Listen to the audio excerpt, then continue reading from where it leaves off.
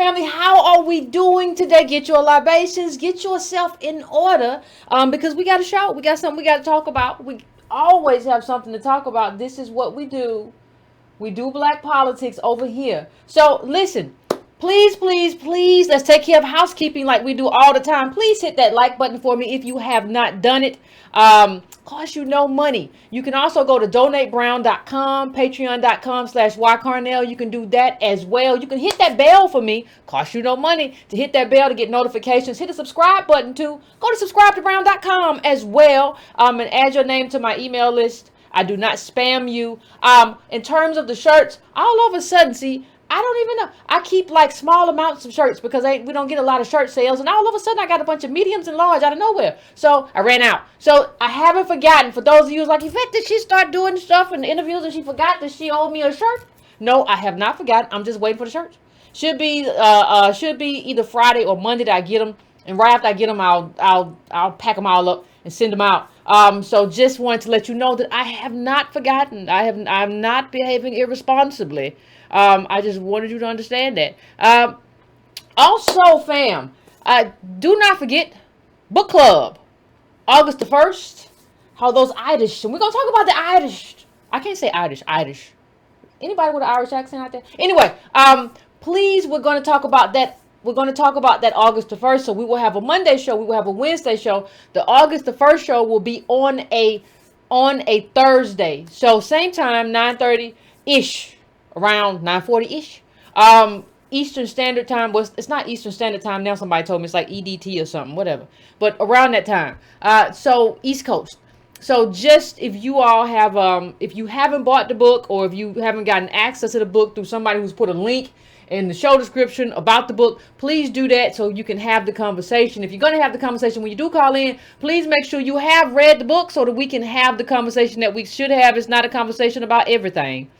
Please do not call in talking about everything and everyone and you had a thought. We appreciate all the thoughts, but that's not the day to call in with a random thought or a random idea. We're talking to people and we're talking to each other after we have read the book. So, bam, let's get to it. Mitch McConnell. Oh, Mitch. Let me get this right. Mitch McConnell, I'm with Obama on the reparations. Now, you all remember Mitch McConnell said I wasn't nobody around doing slavery, and you all got a black president. Your reparations, that's what it is. We finished the end. After that, what happened after that was we found out that in his background, McConnell had some slave owners. So when we talk about had slave owners, understand that when white people talk about, well, I didn't do it. It's not about what you did. It's about what built your life. It's about what your life is made of. And the fabric of your life is built on the blood of people who never got paid and got multi-generationally oppressed in this country. That's what that is. But this is what Mitch McConnell said. This is how he fired back. And it was a zinger. You got to give credit what credit is due in the political arena. That was a zinger. I didn't expect that. He came back and he said, well, I'm with Obama on this. We both have the same background. And he said something to this effect. Let's just give the background from the article. Last month, McConnell said he did not think reparations were a good idea, noting that no one currently alive is responsible for slavery. His remarks on reparation come as the issue has gained more attention in the House and on the campaign trail, thanks to ADOS. Pat yourselves on the back. Now, he says, I find myself again in the same position as President Obama, McConnell told reporters. We both oppose reparations. We both are the descendants of slave owners. Oh, it cut like a knife. And he ain't lie. That commonality. I want you to put a pin in the commonality there. There is this commonality that exists that some people are trying to make this a sameness. There's a commonality that exists. Now let me go to the second part. In 2007, genealogists reported that Obama, whose black father was Kenyan and whose white mother was from Kansas, had slave-owning ancestors on his maternal side. So his white mama had slave owners in her background. Now let me tell you what the problem is. The problem is I was watching the TV, and Jelani Cobb tried to make Obama into ADOS and said, well, we've all got slave owners in our background because of rape. Yeah, but that's not what we're talking about in terms of Obama's white side. You're still trying to make a likeness and a sameness with us, ADOS, that exists with Obama. It's not the same thing. We're not talking about the same thing unless you can prove unless you can prove something different. What we're talking about here is Obama's white mother is the same as McConnell's white ancestors, slave owners. It's not the same as being a black person who had an ADOS person, American descendant of slaves, who had an ancestor who was raped because of slavery. That's not the same. How could you say that, Jelani? How could you make that comparison? Yes, we all have white in us, but it's not about whether or not we all have white European blood. It's about whether or not we're all able to access whiteness in our lives and in our wealth. It's not about Europeanness. His white mother, going back through that ancestral line, having slave owners and coming all the way down through Obama, is not the same as what happened to us. You're making a likeness and a sameness that doesn't exist, and that's a problem. But see, that's a problem that we have dealt with for some time. And I'm bringing this up. The reason I bring this up is because people asked me after Obama, people still ask me, Yvette, why do you bring him up? Why do you bring up Obama? Obama's not president anymore. Trump is president now. And God knows I'm no fan of Trump. I did not vote for Trump and would not vote for Trump. This is never going to happen. I'm not a Trump supporter. I don't see how you could. But that is not the issue. The issue is when I talked about Obama, what I said, and I'm just going to bring up something from 2011 I wrote. Some of you have seen it before, but bear with me. What I said was, people are going to be able to use what Obama did and what he didn't do, because what you do as a president and what you don't do as a president, those both matter. Like the policy solutions that you ignored are just as important as the things that you put in place. Just as important. So what I said is that, listen, they're going to use Obama and his neglect of the ADOS community. They're going to use him. They're going to weaponize that. That's what I said. I said they're going to weaponize it. And what we're seeing now is that come into play. What we're seeing now is that they are weaponizing it. That's what we're seeing. They are weaponizing what Obama did. They are weaponizing what Obama didn't do. Obama went on the record and said, with Ta-Nehisi Coates, I'm opposed to reparations. Immigrants wouldn't want to pay. I think black people want to feel good. They want a catharsis. They want to be felt like they matter. Blah, blah, blah, blah. He said a bunch of nonsense. But the first black president said this. Now understand something, people. He could have said, I agree with it, but I just don't think it's feasible right now. There are a lot of ways that he could have gotten out of that by not saying that I disagree with it. He could have said, well, we just need a different Congress.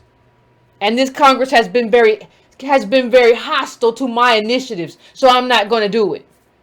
Now, that's not the right answer, but that's a better answer than the answer he gave. You have to understand that.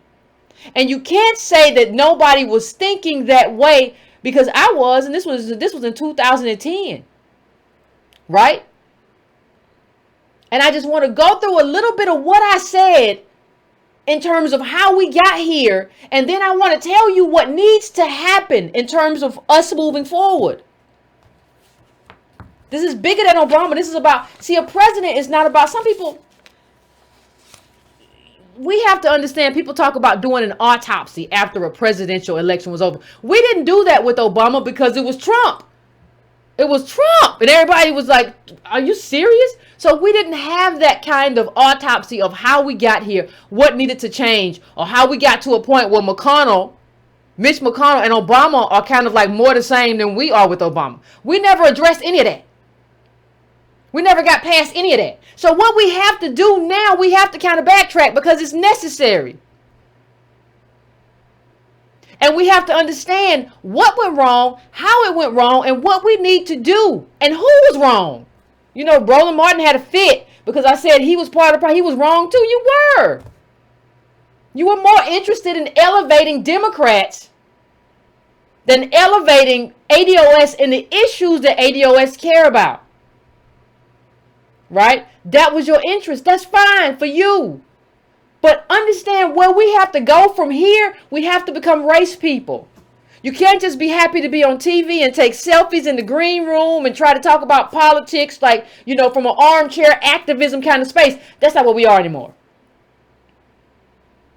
You're race people. And being race people doesn't mean fetishizing about race because you studied history or you got a PhD somewhere. So you just fetishize about everything you learned in class and you get on TV and that's your opportunity to just talk about it as a fetish as opposed to like real policy for your people. Not the same thing. But I just want to get into a little bit about what I said did, and we'll come back to now in a minute. But we gotta go around this. And this is what I said. I said when Obama declared himself African American and not mixed race or biracial as some had hoped, the African American community celebrated with jubilee. To us, Obama's bold assertion meant that he identified with the African American experience. It was proof that he accepted the chivalrous invitation of the African American community and would soon glide into our open arms and our soft embrace. So far, to our dismay, he's been proven a bit of a playboy.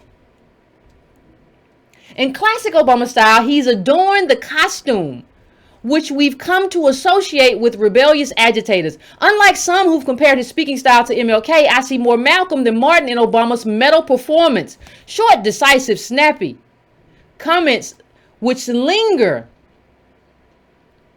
with the listener by virtue of their verbosity. And in-your-face intellectualism. This was Malcolm's marker. In 21st century America, Obama is Malcolm's emulator, but not his heir apparent.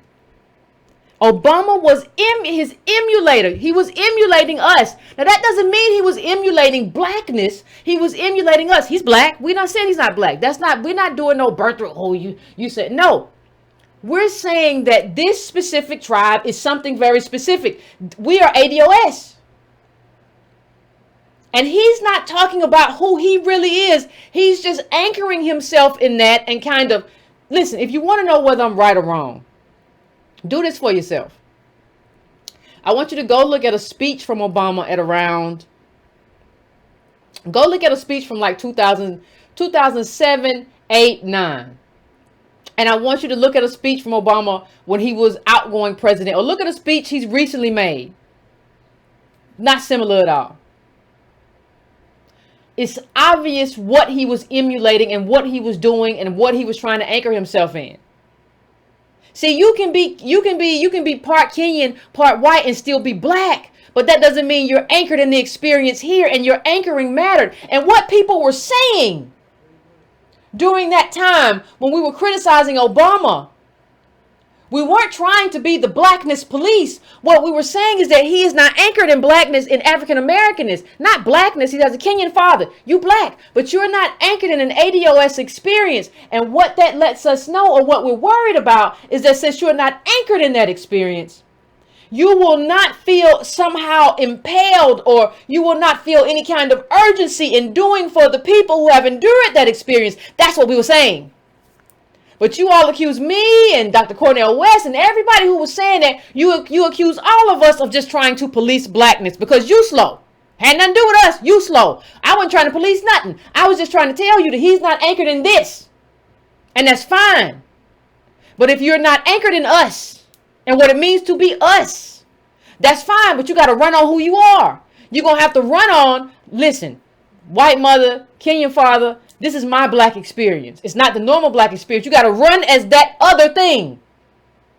Nothing wrong with being mixed or whatever. Nothing wrong with having a Kenyan father and a white mother from Kansas. Nothing wrong with that. But you got to run on that. You can't run on the brother. You can't run as the brother from the Chi or the black man or whatever because you're anchored in something else. You have to build who you are. You have to build your own body politic.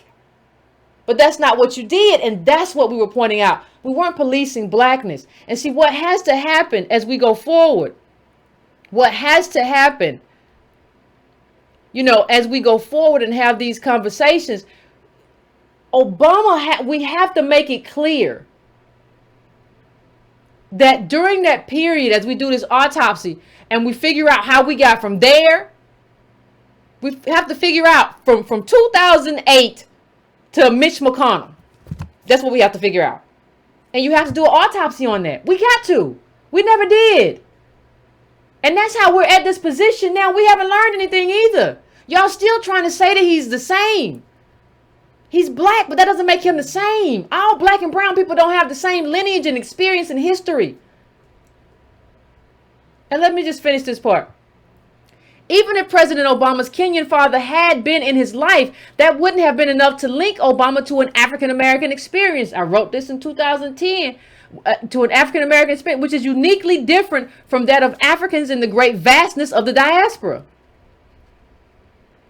And to say that Obama is connected to the African-American experience by virtue of his Kenyan father is alarmingly simplistic.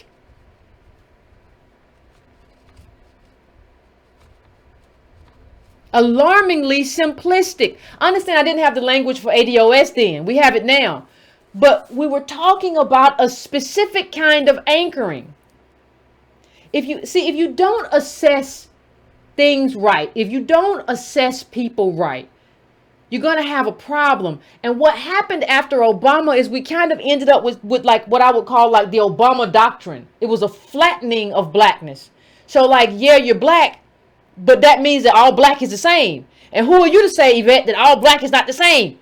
Like it's the same black and you can't police blackness.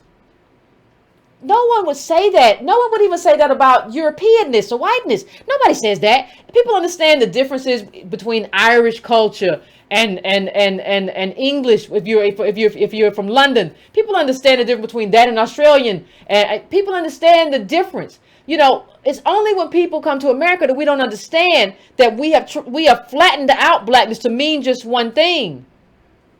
And given our experience in this country and what we're anchored in, we should tell people, listen, it's fine. You black. Nobody's policing your blackness. But your lineage and your family history is different in terms of what you get to access and what you get to do. So you don't get to just kind of tie yourself to us and cover yourself in us, especially if you're going to be president and then not give us anything in terms of policy. No payback. That's the problem. It is time that and I finished here. It is time that the African American community stops looking for its reflection in President Obama.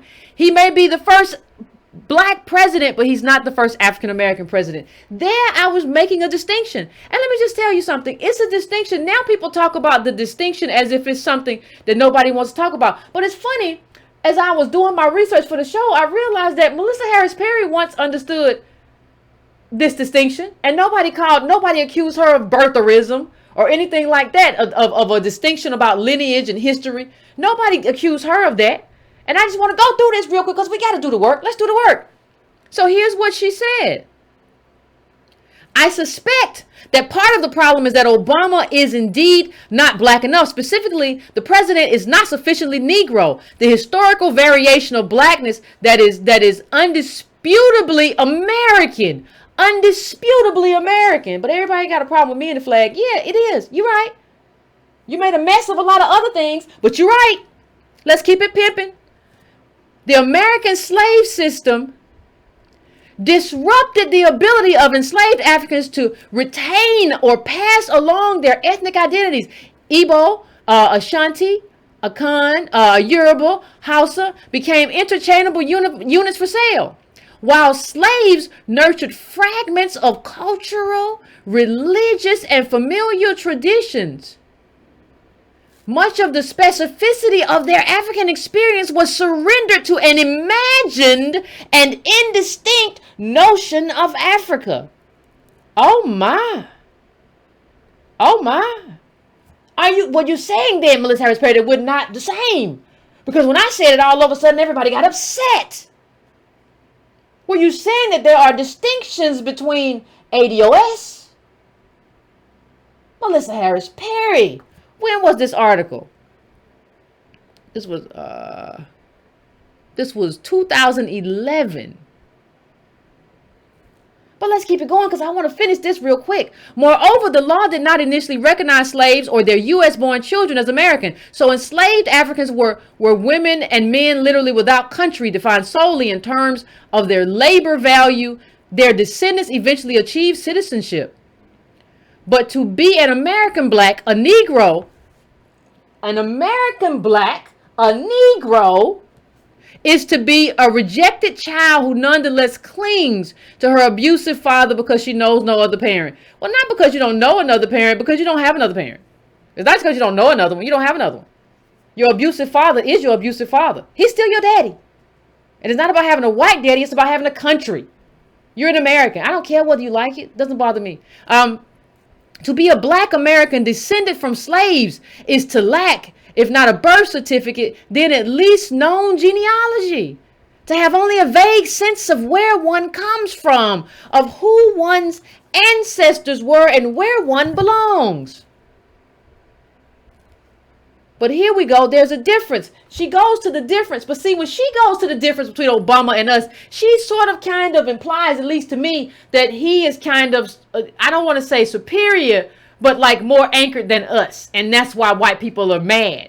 And I think when I read it, it's kind of deferential. And I think part of our problem as ADOS is that we have been deferential to a lot of people. Doesn't mean we have to dislike or anything. We're always embracing, and that's fine. I don't have any issue. But I'm saying that like we have always like not put ourselves first and understand that like we have been fighting here in the belly of the beast. We take second to no group. We are second to no one. Not ever. Don't ever sit around and say, well, you know, they do kind of got better culture. Well, you know, they do. They ain't went through what we went through. Live in majority black countries. They don't go through what we go through. They don't know. You don't get no credit for culture or whatever. And what makes you think, what's wrong? What are you talking about? Well, see, Yvette, you know, we just got to do better. We were like 14%. In this country, and historically less than that. Like only now we have a lot of immigration, so there are more brown people. But do you understand? I say this all the time, but we're not supposed to be here. We take second to nobody, but it's kind of deferential where he is more anchored, and they expect a certain lostness. And Obama doesn't have that lostness because he's anchored in who he is. Yeah, but that's part of what makes him not us. And in Melissa Harris Perry's 2011 essay, she understood that. Now all of a sudden we can't talk about any distinction within race. We just got to talk about race as flat. Now let's finish up her quotes from this article. In this sense, Obama is not very black. He is not a Negro. Wait a minute. Obama is not very black. He is not a Negro. As a black man, President Obama's confident and clear knowledge of his lineage is precisely the thing that makes his American identity dubious. Unlike most black people, he has an easy access to both his American and his African selves. He is not us. He doesn't express the lostness that we have. He knows his Kenyan side. He knows his Irish side. And he is comfortable in his own skin. He's not running back to Mother Africa. He is comfortable. He confidently embraces a triumphant American narrative that echoes the tone of voluntary immigrants more than the pathos of the dominated. Say that again, Melissa Harris Perry. Did you say what I think you said? Did you say he confidently embraces the triumphant American narrative that echoes the tone of voluntary immigrants more than the pathos of the dominated? You are saying he sees himself in the immigrant story. It's a wonderful story. Immigrants work hard. We just didn't get the story. But it's a wonderful story. But you're saying, Melissa Harris Perry, he sees himself confidently in the immigrant narrative, the voluntary immigrant narrative, and not the slave narrative. You understand the difference, Melissa Harris Perry. At least you did then. Let's continue. Let's keep it going. In the 18th century, she says, choosing the designation African was a symbol of self-determination. For example, the Free African Society, founded in Philadelphia in 1787, and its religious offspring, the African Methodist Episcopal Church, was founded in the spirit of defiance of slavery and racial inequality. Okay. But black people have also found it troubling to call Africa home. Oh, Melissa, you don't say. Did you say it, Melissa? Emphasizing African identity can mean relinquishing hard-earned affirmations of Americanness. The Negro was made an American through the sin of slavery, but kept this identity through the sacrifices of citizenship, taxes, patriotism, and struggle. Few acts of racism elicit more disgust. More disgust. I want you to stay with me here. Few acts of racism elicit more disgust among black folk descended from 18th century slaves than being told to go back to Africa by a white person whose American heritage goes back only to the 20th century. You better preach. How do you tell me we are more American than anybody? But you know what the irony here is? Do you know what the strange thing here is? She right. Like when you tell us to go back to Africa, I ain't never even been there. Go back. What you mean? This home. That's why we get so offended, because somewhere down the line we know this is home, and we know we built home.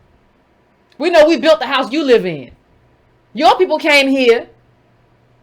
Your people came here what, 100 years ago? 130 years ago? 150 years ago? We've been here since forever. So you telling me to go back somewhere where you ain't even been here that long is offensive. Because I'm as American as anything. I built the America that you call home. So what Melissa Harris Perry is saying is that is offensive. But see, part of the problem is people who want to call, you can't see, this is the dilemma. You can't call yourself African and then be offended when somebody tells you to go back to Africa. What they're telling you to do is go home. You got to decide what home is. People say, well, I'm African, Yvette. I'm not American. And I'm an African refuge, stolen person, whatever. Yvette, I'm not what you say I am. I'm not an American. I refuse. And then somebody says, go back to Africa. And you say, who are you? I'll knock you out. I'll sock you in your side.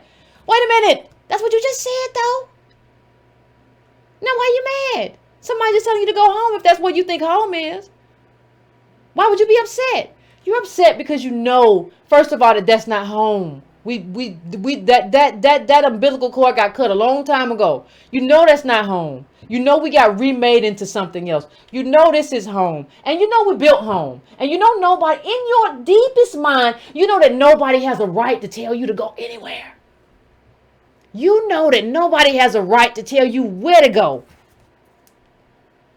You know that everybody is living here because of our blood, sweat, and tears. That's what, whether you admit it or not, that's what you know. And that's why you get pissed off.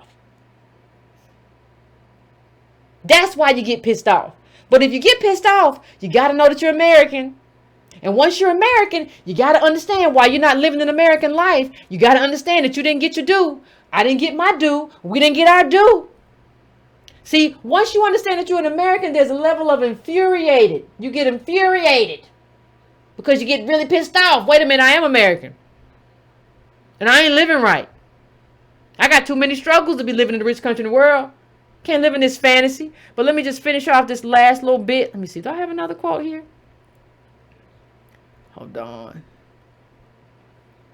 This is the last little part. When birthers accuse President Obama of not having a real birth certificate, they're telling him to go back to Africa. It's a taunt he's able to dismiss because he knows exactly where he's from.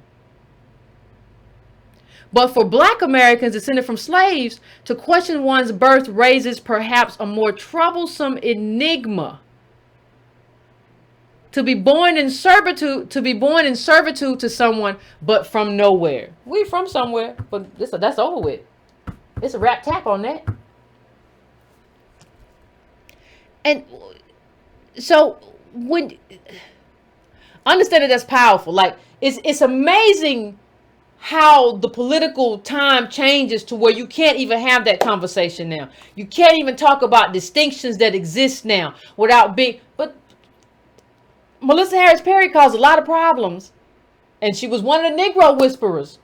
But during that essay, she understood something that we should all understand. We are not the same.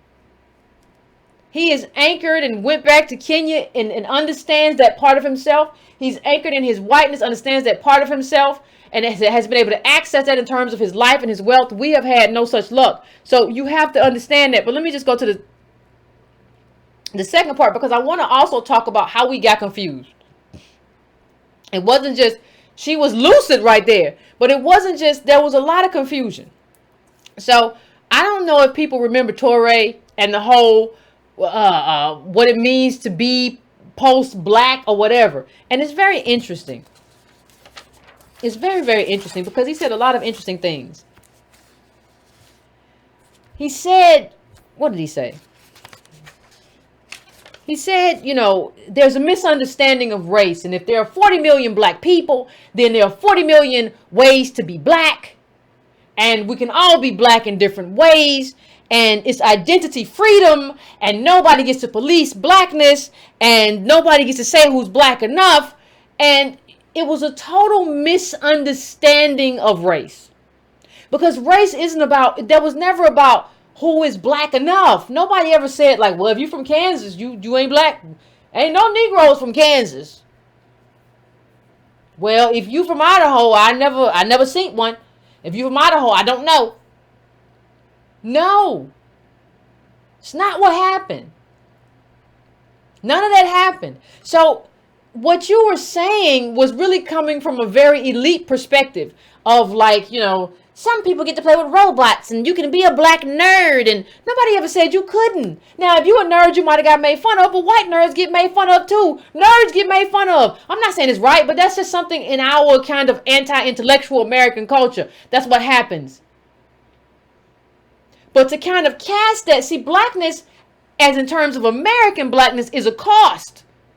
It's not about whether or not you play with robots. It's not about whether or not you do whatever. It's a cost. There's a cost baked into our communities, baked into our lives of multi-generational oppression. It's not about 40 different ways to be black or 40 million or whatever. There are no ways to be. This is the cost. If there wasn't a cost, it wouldn't be black.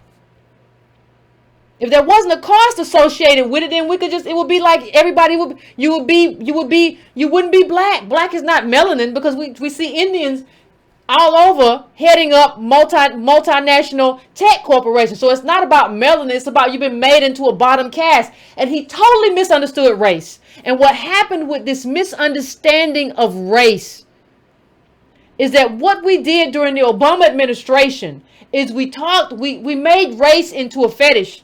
As opposed to trying to uplift our people through policy, we made it into a fetish where people who had studied race got to go on TV and talk about race. Well, you know, this is how they use the drums. Bada boom, bada boom. This is how they use it. See, Obama that's what it is. See, bada boom. And they got to talk about stuff that didn't make no sense in terms of what we needed in terms of policy. They got to talk about it. It became like this fetishization of race, as opposed to serious people talking about serious policy that was absolutely necessary. And not only necessary, talking about it in the sense of this may be the only time we're able to get it. This may be the only time that it's available. This may be our one shot. Instead of dealing with that, we let Torre come on and talk about, well, he's extending justice. Well, who to who, Torre? Well, he's extending justice. He has strong support for gay marriage, Hispanics, and women. He's extending justice to everybody. Well, I'm sorry, Torre, but I didn't see the justice come this way round. My brother's keeper, that little stuff he did with criminal justice, that enough for you? And I listen, I totally agree that race is a construct. But here's the thing, you got to deconstruct it. Because America's made it real. They've made us black. So you got to deconstruct that thing. You got to deconstruct it. You made it a construct. Now it's time to deconstruct. Because you made it a cost that we bear. It's not about, oh, we can do all these different things. We can do all these different things and just be black different ways. You have to, there were signs. let me just say this, fam. There were absolutely signs that Obama was anchored in something different. But we had people saying Obamacare is the new N word. So we had a whole conversation about that. Yes. What they're trying to do. What they're trying to do is say Obama is the new N word.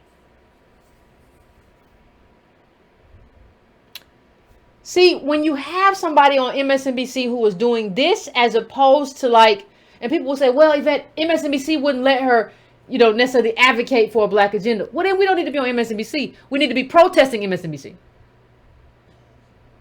Because there's no use of you being inside if you're not benefiting us inside. There's no use for you being at the table if you're not benefiting the collective at that table. For what? What's the point?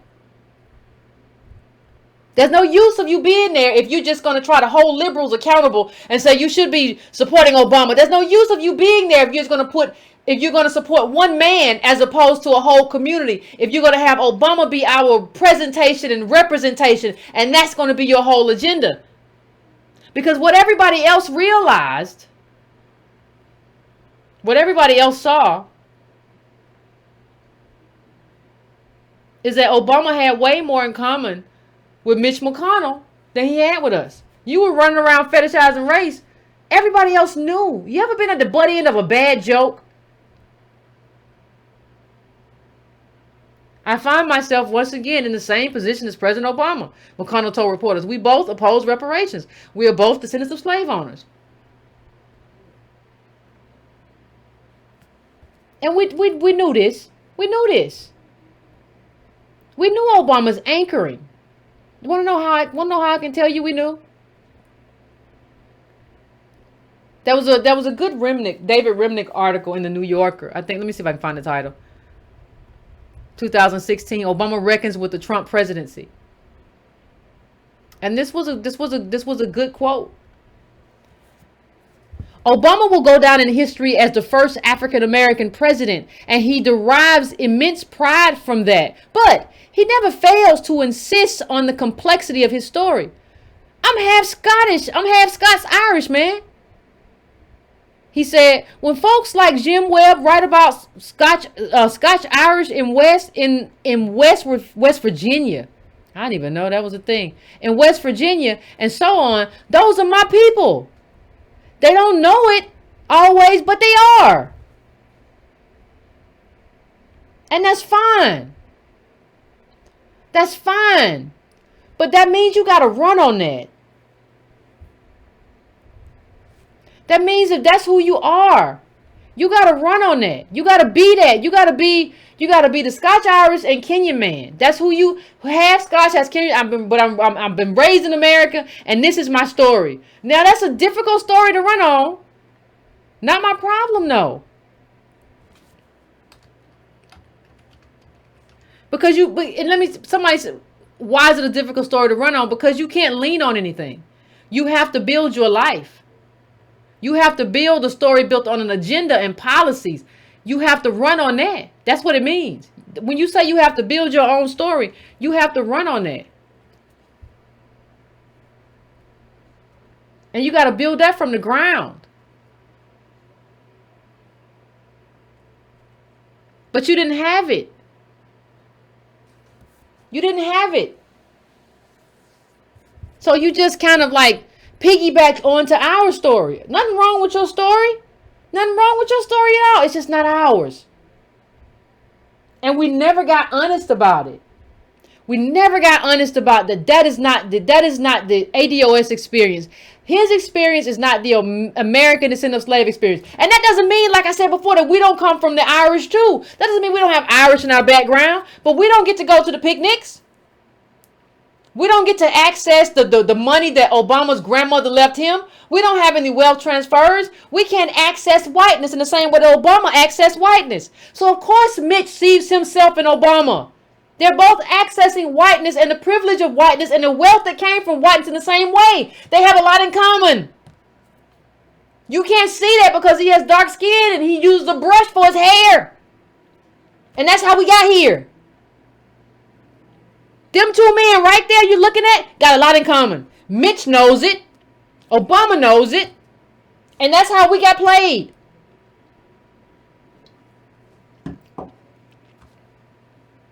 And people say, well, are you gonna challenge Kamala's black? Not at all. But Kamala needs to run on who she is. She's a black woman. Fine. No disagreement. But you have a rich history, and it's actually offensive to Indians that, Indian American people in this country who've made their way, that you're kind of erasing your mother in terms of your Indianness. I mean, your names mean lotus flower. You have to run on who you are. Jamaican, Indian, and your American experience here. Those are all parts of you, but you can't anchor yourself in like just busing. Be all of who you are. And then you have to give us an agenda, because you can't anchor yourself in sister girlhood and expect us just to come through. You can't do that. That's not going to work for me. And it shouldn't work for any of us anymore. And then, we had people telling us, when I was saying what I was saying at the time, I think it would have gained attention had it not been for the fact that there were a lot of people saying, well, Yvette's wrong. Yvette don't know what she's talking about. And what we find now is that those people were wrong. But we haven't held them accountable for what? Like, we lost 8 years where we were supposed to be pushing and getting something. Al Sharpton said, I'm not going to criticize Obama in the first term. He said it on 60 Minutes. If you don't believe me, look it up. I would have played the clip, but copyrights. So if you don't believe me, look it up. He said, I'm not going to criticize Obama the first term. Well, the first term is what you need. Because you criticize somebody and get something, get a commitment for what's going to happen in the second term. You don't know how to do politics. And so you told us, we all had this inclination, hey, Obama should be giving us something. And the person who said, hey, chill out, needs to be held accountable. We're not doing that. In some respects, Obama, this is Al Sharpton wrote this in The Guardian. In some respects, Obama faces a greater challenge than before he was elected. Many Americans never really expected him to win the presidency, but it seems they all expected him to change their lives and world within a year. We need to remember that he ran for president, not Messiah. The defeat in Massachusetts is a reminder that Obama already had vociferous opposition. And if the majority of African Americans, along with the wider Democratic family, feel that we can somehow take our foot off the gas, we'll witness many more defeats. Again, what do you see here, fam? Just tell me what you see. Tell me what you see. I see a man who is putting party ahead of his people. I see a man who is putting party ahead of his people. We have to start being race people. Gone are the days. Gone are the days where you can just, I don't know what you say it, but where you can just kind of go along to get along. Right? Those days are over with. Those days are over with. We talked to people the last episode who were basically kind of getting starved out.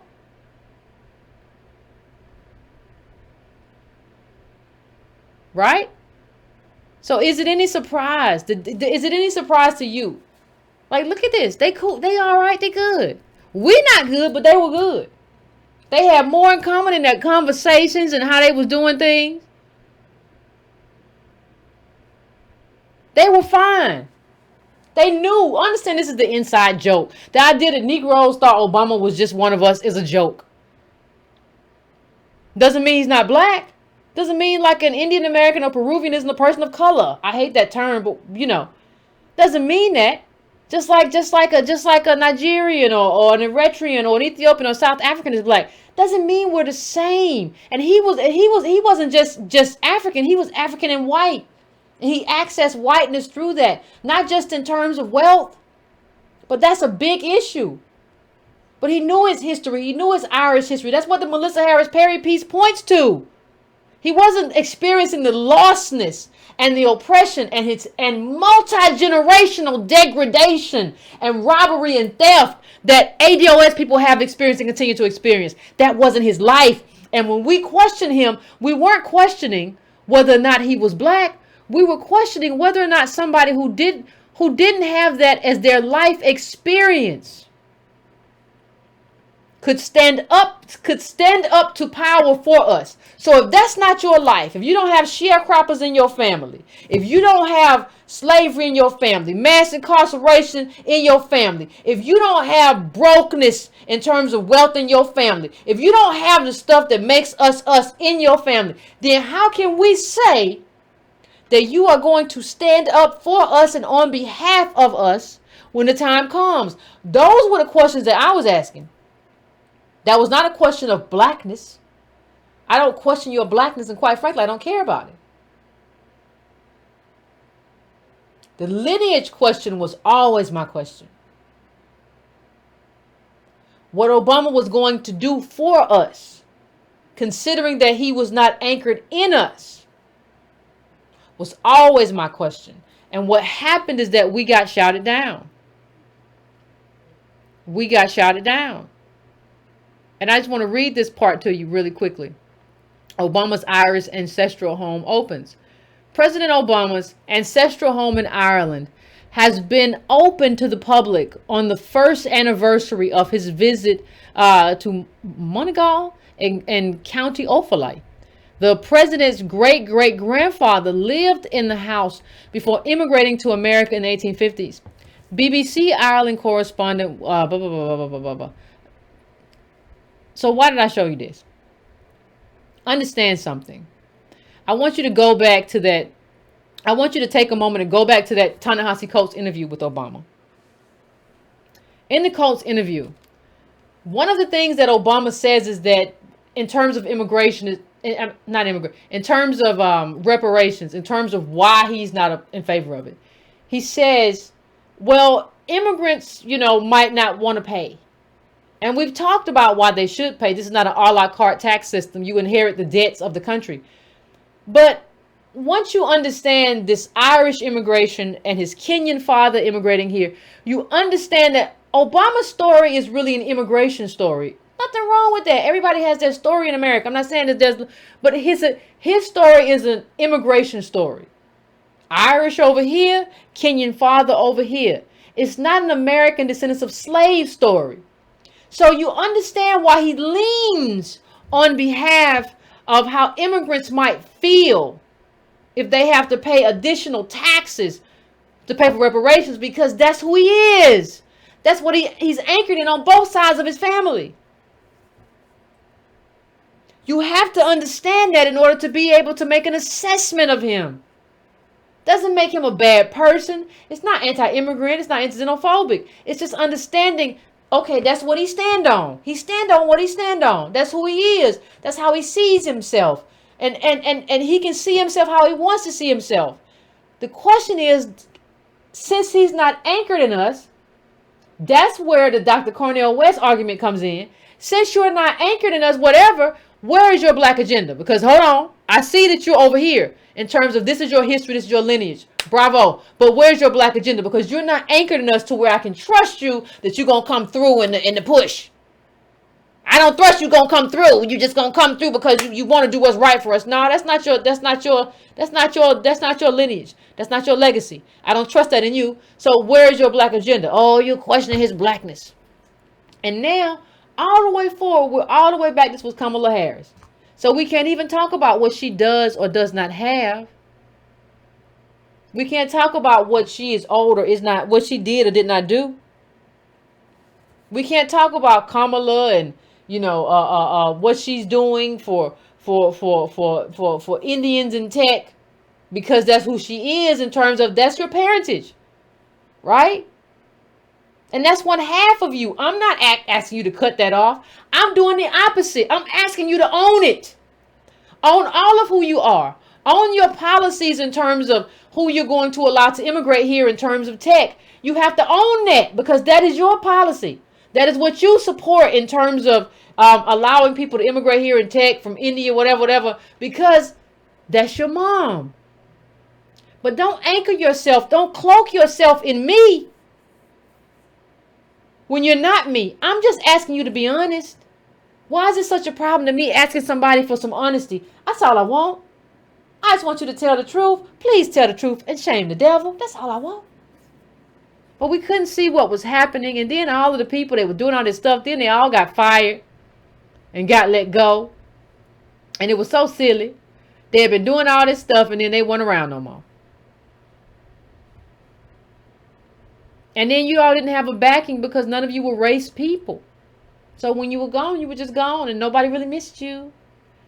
And I want to say one thing too. When Melissa Harris Perry got gone and she told them people about themselves, the MSNBC, Joy Reid slid right into her space. No questions asked. Is that your queen? Melissa Harris Perry was talking cold cash stuff about MSNBC, how she was treated. I would think somebody who was trying to do some kind of collectiveness, cohesion would have said, I stand with MHP. I ain't doing it. Didn't happen. You have to understand people and what their agendas are and how they're moving. And there's a lot of stuff in that. There's a lot of ways to do that. That's all I'm saying. And there's nothing. Kamala's black. Obama's black. That's not birtherism. But we have to understand what gives birth to their politics. We have to understand the lineage. We have to understand there's no flatness to blackness. There are rich cultures all over. All kinds of countries in Africa, the Caribbean. Everybody got their own culture, their history, their background. We have to understand that, appreciate that, and understand what role that plays in our politics. So, fam, I'm going to go to the, I'm going to set up the phones really quick. Give me like 3-4 minutes as usual and come back and we will have the conversation.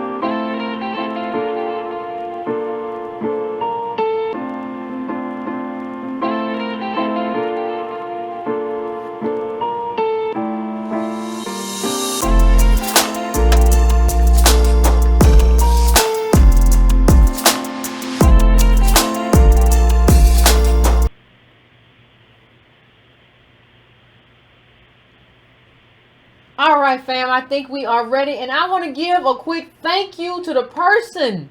I want to give a thank you to the person in the chat who's like, Yvette forgot the music, because I did. Okay, fam. Let me just get to it. Let's just get to it. Let's just get to it. I'm going to 215. What is your name? Where you calling from? What's on your mind? You there, 215? Hey, what's going on? How you doing, Yvette? Pretty good. I just wanted to ask you a question, right? I just got out of a coma 6 months ago, and I'm trying to fill out for Social Security.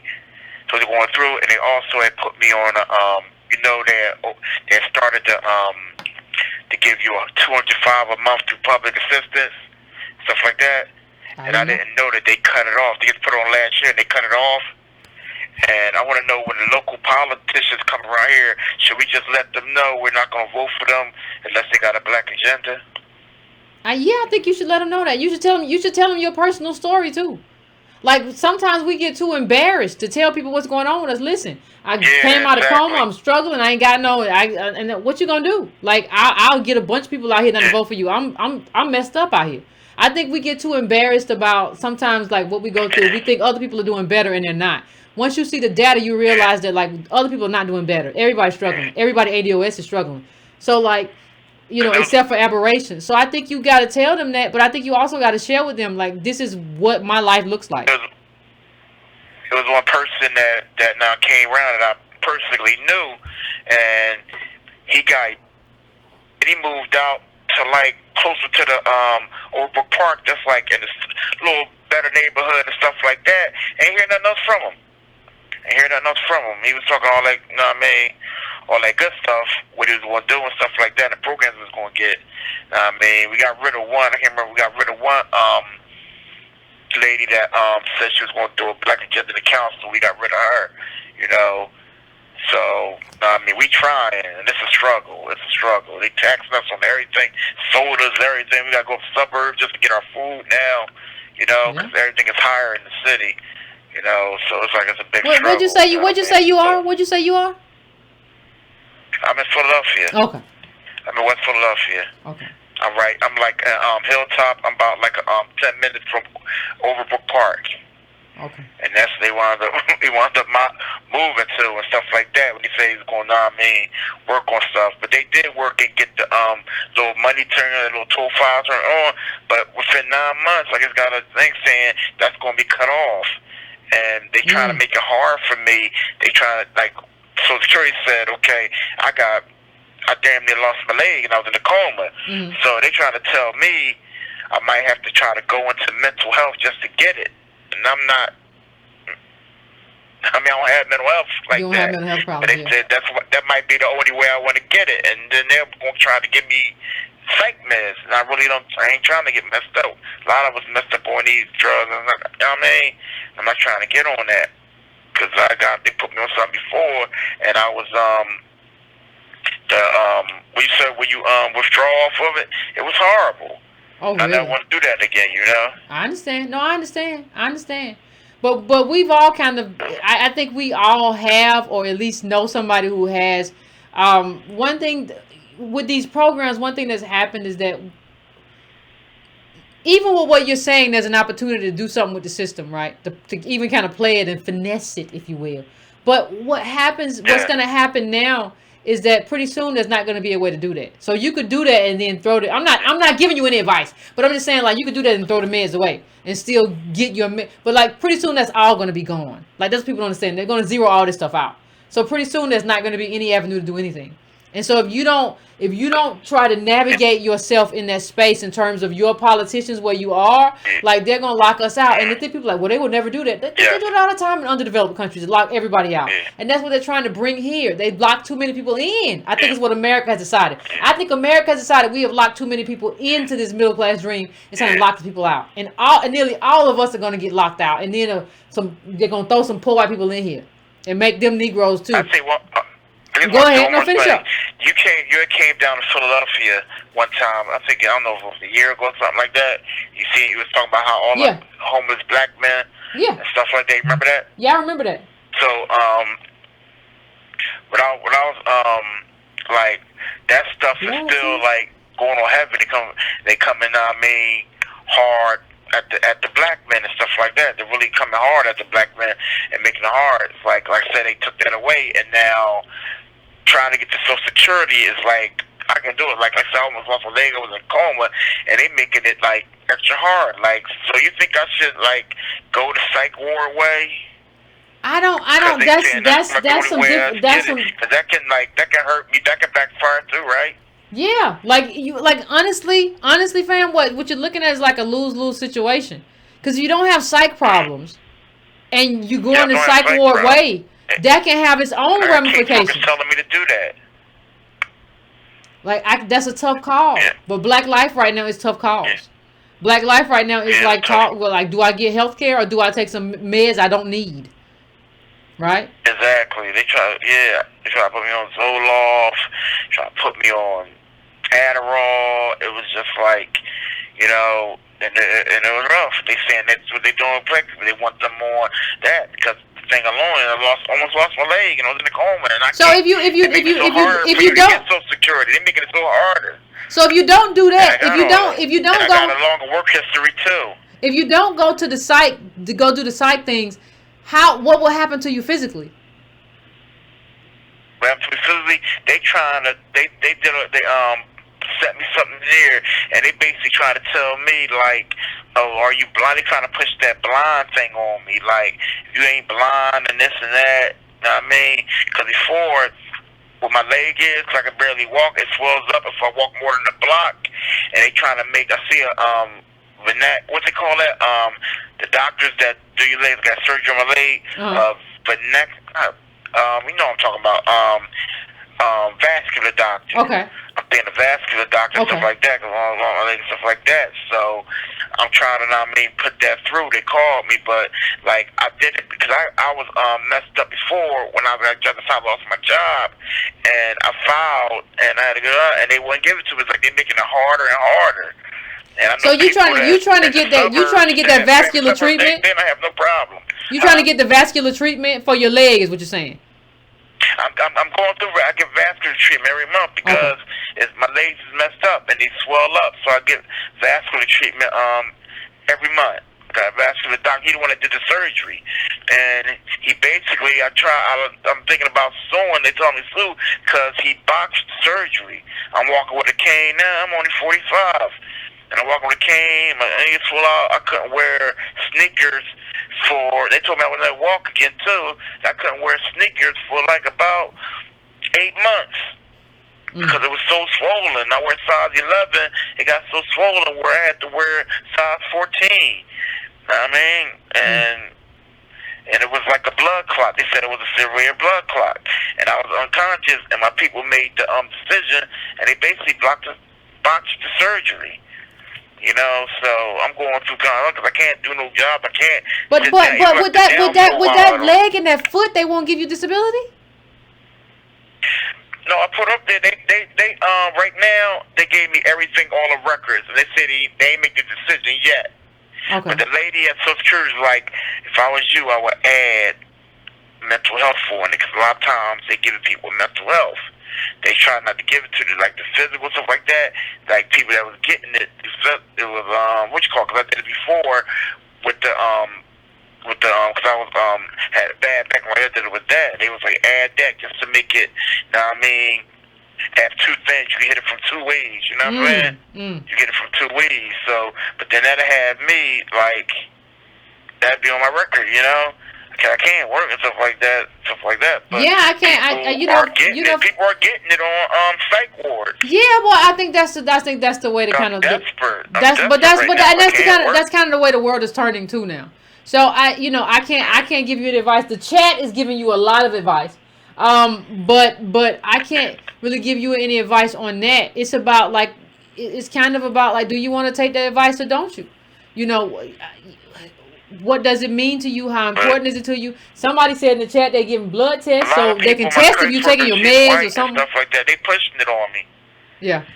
So I'm thinking about doing it because it's like you said there's a better chance. Because before I just did it with the medical and they just shot me down so fast. And she said, you do the joint, it's going to take longer and your shots are better. So I think I got to do it because I lost $205 a month from that. They cut that back off in Pennsylvania. We was getting at least $102.50 a month. It wasn't much, but you know what I mean? You can get your little grub, buy sneakers or something like that you got, you know what I mean? So Okay. that Well, was a little stuff. but It you wasn't gotta. much, but it was something. I think you gotta weigh the pros and the cons though. Like, or is there any way that you could try it this way, and if it don't work, you add an addendum? I don't know, but it's like you always got. You know what I would say honestly? I think you can try it first, and then if they deny it, you can appeal it and add some more to it later on. Within 6 months, it could be appealed. I think a lot of people saying don't do it, but I think that's one of the things you got to try first. And let me just say this. What you got to try first again? I'm talking about just if you don't feel comfortable with like that other thing, just try like going it the right way, and if it don't work out. But let me just say this, and I'm not giving no advice. I don't give advice, but there are always, where the system exists, there are always ADOS people who have kind of finessed. Like I don't know whether you want to go to a group meetup or a group you know how they have group meetups of people with disabilities or people with whatever. They got a meetup for everything. Like if you get around, even if you do it online, if you get around enough of those people, like a meetup with people with vascular issues, if you get around enough of those people and talk to them about what did you do, like how are you surviving. I don't care whether you do it online or you do a personal meetup. You got to find some other people, preferably in your state, but even in other states too. Like, what are you doing? Like, if you have because there's other people with your same ailment. You're surviving. How did you do it? What did you claim on your paperwork? You got to get with people who have similar disabilities and find out how they are eating and having food and nourishment every day. You got to find them people. Okay. Because they'll tell you they'll tell you what they did just off of that bond. Okay. But I appreciate you, fam, calling in, and I appreciate you. Thank you. No problem. You, Yvette. I appreciate all no your problem. knowledge. No problem. And the chat, check out the chat too, because the chat was giving some advice. Now I can't vouch for the chat, but the people in the chat do care about you and they care about us, and we're a community. So please talk to them, and please like read what they said and try to figure it out.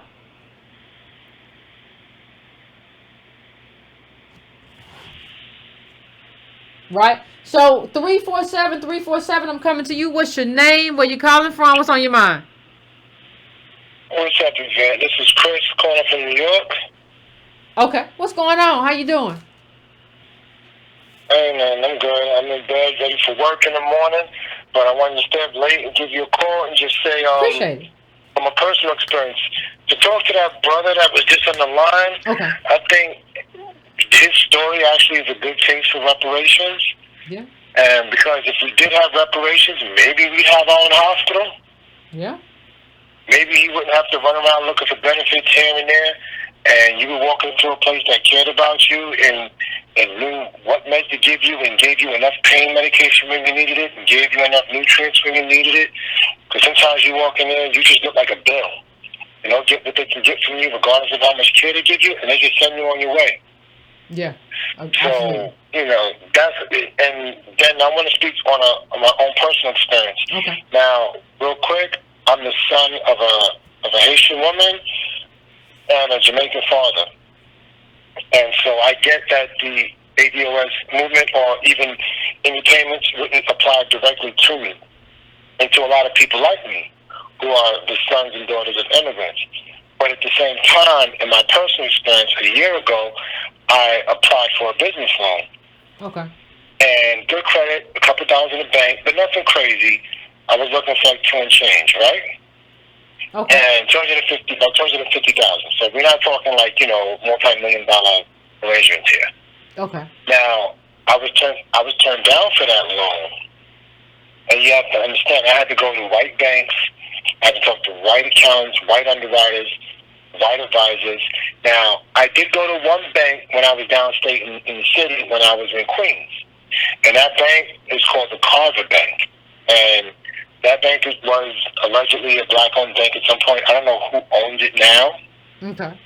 But I went into this Carver Bank, which was nestled in I'm using this word loosely, a black community, because I don't know how much is actually owned there by the black people who live there. But I go into this bank and I present my case, and the lady was just like, listen, we don't actually write loans to start new businesses. We can give you a line of credit if you already have a business. And so that's a major challenge for me and for anyone to be in the black community and want to get money for a business. And you really, you at times, you really have nowhere to go. The first thing they want you to do is put up your house because they want a loan for assets in place. And so, which is a very risky, and I wouldn't advise it. And the truth is, I wouldn't have been able to do it because at the time I was sharing a 2-family home with my brother. And that's not something I could ask him to do. Yeah. Now, so I say all that to not take up too much time. I just say all that to say to, you know, the immigrants and to the children of immigrants who think that this means nothing to them, or they have like an indifference to it, that when you go to the car loan, or you got to go to the doctor like homeboy that called, or, you know, you need a business loan, or you need a mortgage, like those payments could establish institutions that could help you with an understanding of your experience in this world. Even if it's not directly Ada's experience, you know, you would still be able to get the loan from someone who looked like you, who might date your daughter one day, and who might have enough money to give her a good life, or him or her a good life, because maybe they work at a bank that we own, or that ADOS owns. Absolutely. And they won't have to keep funneling that money to people who really don't care about us, don't even want us in their neighborhoods. Which, you can have $1 million, you can have $3 million. The truth is, they just don't want you there. It's not about your money sometimes. Yeah, because we're contagion to wealth. Like, why would I want you here? Like, you decrease my property value. Like, just by being here, not by being a bad person, not by being awful. Like, the redlining means that you just go somewhere else. The ghetto's open. Yeah. Yeah, and people think that they're going to buy their way into being liked by their enemy. It just doesn't seem to work that way. And especially in New York City, where, you know, if you're in Brooklyn, Queens, Manhattan, people in New York think that they live in this advanced section of the society, but the schools are super segregated.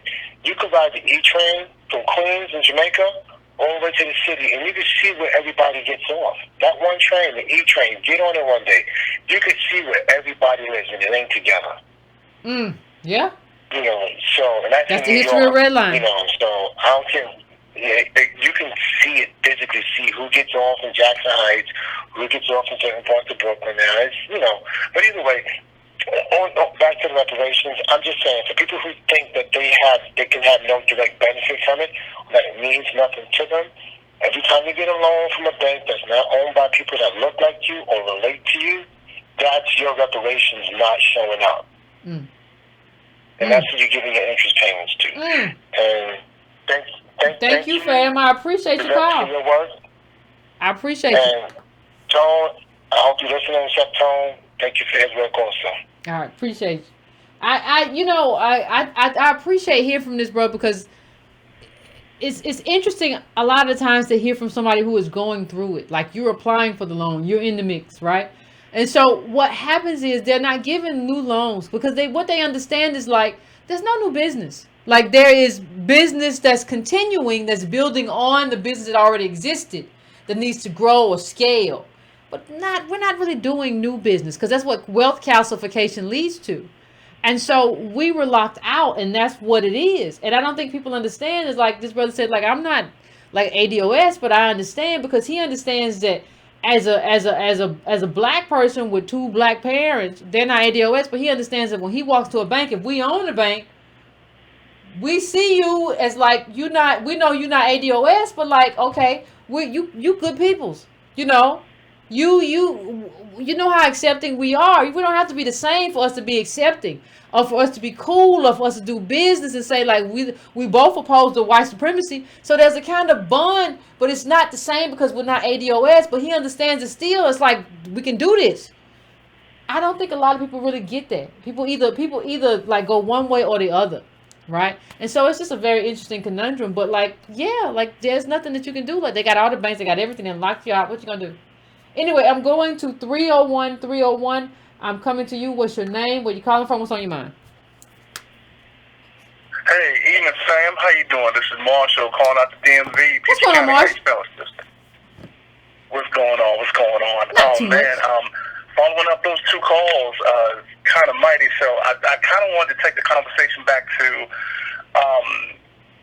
more of the topic tonight. And I wanted to give everybody a way of framing this conversation with what we're dealing with, the reparations talk, and just, our push as ADOS. I had a day off today, and I was doing a lot of going back and forth with people on Twitter, about our stance on restorative justice and, dealing with a lot of foolishness. So I wanted to give people the narrative of what we're going through now and how it kind of fits in what your topic is tonight. And really, I wanted to base my statement around Brother Tavis Smiley. Okay. Now, people remember Tavis Smiley for, a lot of the best-selling books, and he was really one of the first, big black talking heads when it came, after, the late 90s, early 2000s, and remember he had the whole State of the Black Union. Now, this wasn't so much, it was based in ADOS in that I saw a lot of people, the best of academia, the best of, people in healthcare, and politics and so forth, who were black, and many of them, ADOS, centered with, lineage of slavery, coming to this conference and putting forth a black agenda. And people forget that he had this book called The Covenant with Black America. He didn't create it, but he was basically the figurehead for this whole thing with the Covenant with Black America. Okay.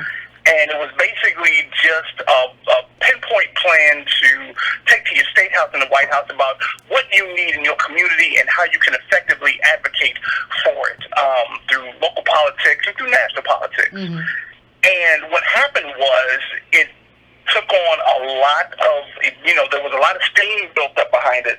But then again, in 2007, you have this young junior senator coming out of Illinois by the name of Barack Obama, and we put a lot of our effort of getting what we thought we could get into him. And here you saw the rise of the Melissa Harris Perrys, you really saw the Michael Eric Dysons, you saw especially the Al Sharptons come in and really wanted to position themselves with him and put a black agenda on the back burner. And what happened was when he pushed back, no matter whether you agreed or disagreed with him, when he pushed for an agenda, he was basically an outcast. And the man, he didn't lose everything, but, his appearances on TV, lessened. There was lack of support for his State of the Black Union. And other Negro whisperers took the stage and ran with the narrative of, hey, this guy is black. Don't mess with him. We need a protective hedge around him because we've never seen this and we may never see this again. When you come to modern day and what we're dealing with Kamala Harris and to a lesser extent Cory Booker, you're getting the same thing.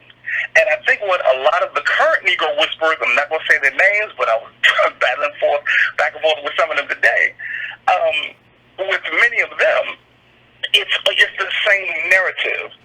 Don't knock her heritage. Don't knock the fact that she's not a black woman. She went to Howard. She's an AKA. Don't do it. You were going to mess it up for all of us. And just like with what Tavis was trying to do, in the mid-2000s, into the election of President Barack Obama, was to say, hey, we need an agenda. We're not worried about his race. We're going to lose. And I'm glad that you brought up some of your old articles, stating the exact same thing. And we're going through this once again, and everything is being, I want to just tell the ADOS community that we've been through this before. We're kind of going through it again, but don't let up because the agenda is what is necessary basically for our survival, not just reparations, but, the fullness of it. And I also want to say, it leads me back to conversations that were being had out in the hallway during the HR 40 hearing before, me and a few other people from the, the ADOS community got in. Yeah. And they were talking about how many people in the media were saying that when they were questioning us and, just having, small talk, it always came back to, I've got a job to do. I've got a job to do. I've got a job to do. And that just stayed in my mind. I couldn't get it out of my mind to think the narrative that's being put out here about not the black agenda, but about her race. This isn't about anything positive for what we need for us to come up, in the society. Through policy, it's all about we're doing our job, and the job is to put forth this narrative like, hey, if you go against her, you're misogynistic, and you're being racist if you're not, following, the narrative that we want to say. So, I just thank you, sister. No, thank you, bro. That was a great call. Family, keep it moving. Breaking Brown family, keep it moving. And I'll just say good night. Thank you. I appreciate it, fam. And y'all remember what he said. Remember, regardless of what you think of Tavis Smiley and Wells Fargo, remember that the people decided because of his criticism of Obama, basically, that wasn't nobody showing up to the State of the Black Union. So there was no space anymore for all these black people and journalists, economists, everybody, activists to show up and kind of have the same space to meet up and discuss black issues. So honestly, what happened was people abdicated Black America in favor of the first black president. So you threw away all of ADOS America in favor of a black president. One man, one family. That's what you all threw us away for. I remember seeing a thing that Tavis Smiley missed out on a Martin Luther King Day speech. People do speaking, they go do speaking bureaus and stuff. He's going to get $30,000 for that. They were like, nah, we don't want you no more because you're talking against Obama. And Obama hadn't even gotten elected. Obama hadn't done nothing for Negroes, and Negroes were already throwing away other Negroes because of him. We can't play politics this stupid no more. We can't do it. It'd be different if Obama had came in and said, I'm going to give this black agenda. And I got agenda right here. It's got everything on it. I'm ticking off all the boxes. And then Tavis still said, I still don't like him. I don't know. He be musty sometimes or whatever. It'd be different. Well, Tavis, what's wrong with you? What's going on with you, man? The man got an agenda. What you can? No, that wasn't it. The man, he didn't have anything. He was talking all highfalutin rhetoric, but he didn't have anything. And Tavis was kind of and Cornel West too, what are you gonna do for black people? Oh, you just want to keep the man down. You just poverty pimps. We can't do that no more. People do have to have an agenda if they want a vote.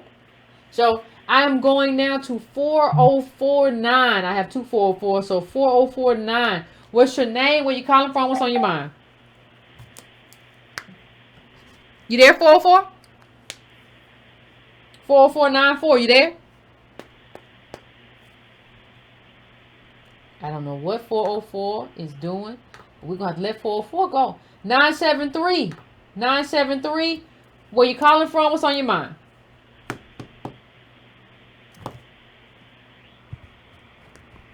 You there, 973? What is going on with the people?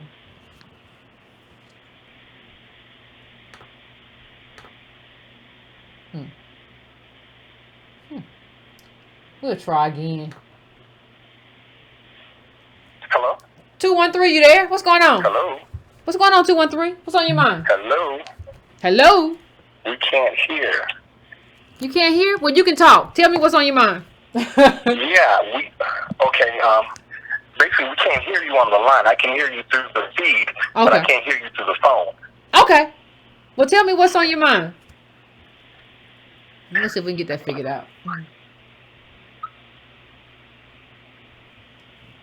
So, okay, anyway, going back to Obama and Kamala Harris, if we look at their race, he may be Kenyan and he may be white, but white America would not entertain him speaking on anything white. The Kenyans already shut him down when he came at them with the LGBT thing.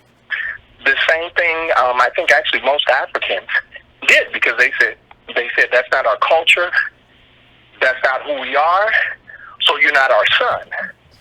So on one hand, when we accredit Kamala having Indian lineage, it's only in name only, because there's no world that the Indian people are going to let her speak for them. It doesn't matter what her lineage is. There's no world where the Jamaicans are going to let her speak for for them. Mm.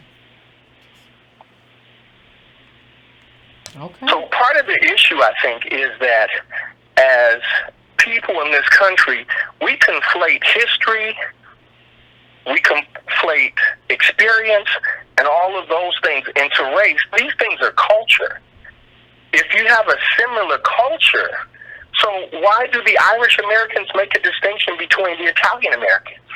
Because they're saying we have a different experience on this world. And so it's conceivable that Irish people want Irish people speaking for them. Italian people definitely want, or Italian Americans, I'm sure, definitely are comfortable having Italian Americans speaking for them. So it seems to be that we're the only people that when we say, hey, look, you don't have the same experience, you don't have the same history, you don't have the baggage that we have in this country, we're the only people that are having this conversation, because I promise you, Obama may be half white, but let him speak on whiteness, and the white folks are going to shut him down. Mm. Let him speak on Kenyanness, and the Kenyan people are going to shut him down.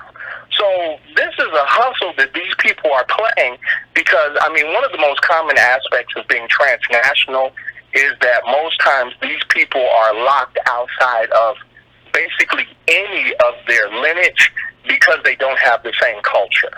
Mm. So they come here, they're not quite American, but they're also not quite where they come from. Mm. And so a lot of these people struggle to be accepted.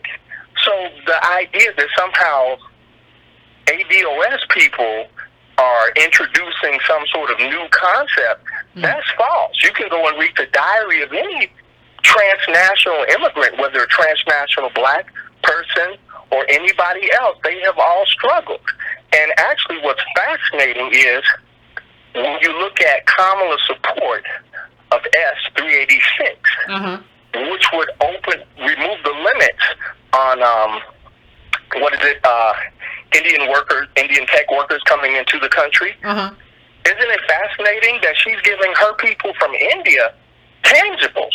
Because if you just take the value of S-386, so compare that to the $25,000, the up to $25,000 that she's proposing for actually not redlined people, but redlined areas.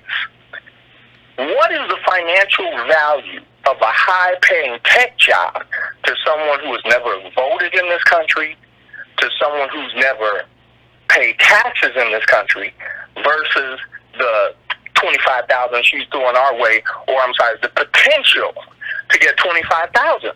So it's fascinating that you see she's working to get something to Indian people who are in India. Right now, they're not even over here because that's what the H-1B visa program is about. So these are people who haven't even touched these shores. So we have to stop letting these people hustle us and tell us, whether or not we're being right or appropriate or anything like that, because, like I said, most transnationals, they can't speak. I don't. And whatever their lineage comes from, the people that represent that lineage for real, them people don't let them speak on anything. Ooh, we come over here and let them speak on everything. Ooh, that was a good. Well, yes. Yeah, because we want to get along and we want to be friends with everybody. But like I said, Mitch McConnell says that he and Obama have so much in common. Let Obama go speak on whiteness somewhere. And I'd love to hear what Mitch McConnell has to say, because he's not going to accept it. All right. So you saying they don't have nowhere to go? Like they can't speak on they can't do that. But why do we do that then? Like, isn't that the question though? So why do we do that? Why do we just let you come here and then you just get to speak on everything blackness or African or DOSness? Why? Well, again, look at Roland, look at Joy. The only value these people have is in keeping us down. There's no money in lifting us up. There's no money in getting us the things that we are demanding. And we're going to get them.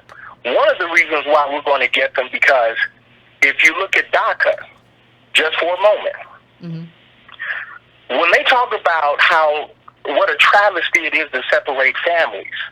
These are the same people who, because of racism, a black man was not able to get a job.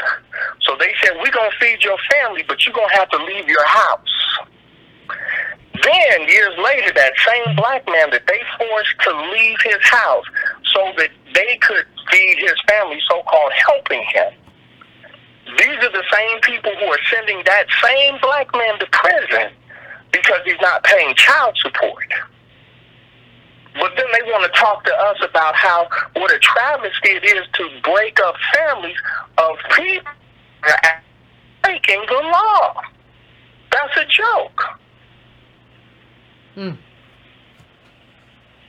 And I don't even. And let me just say this. Fam. You right. But let me just say this. I don't even know. Somebody brought up to me. I saw it in the chat too. That Joy Reid was on the Breakfast Club talking about reparations.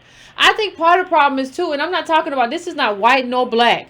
This is about, like, if your parents didn't build this country, I don't even see, like, or at least if you were the slave owners and you can talk about how much you owe and, like, that's what you come from. Like, I don't even see how, like, you get to talk about us.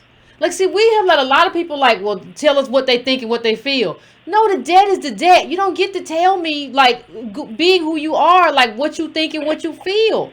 The debt is the debt. Oh. Well, I'll let you have the final word, fam. But you hit it right on the head, though, because as egregious as the slave trade was, there's never a shortage of legislators and other famous people whose family own slaves who are willing to share that information. Why?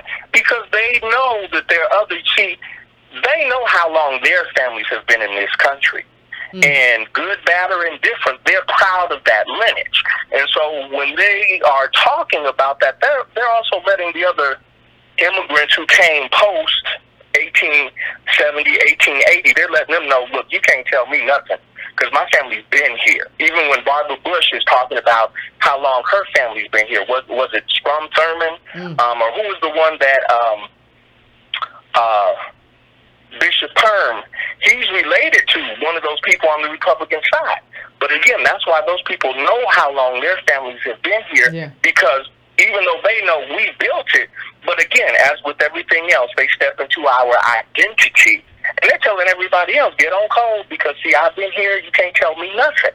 And it's time for us to take that mantle. See, the people that are talking to us about, oh, you proud of your slave? No, Negro, we're proud that we survived. And that's just what like we built. And what we built. And we're proud of what we built. Yeah. You're living in what we built. Because when you talk about Irish Americans, that's what Irish Americans are proud of.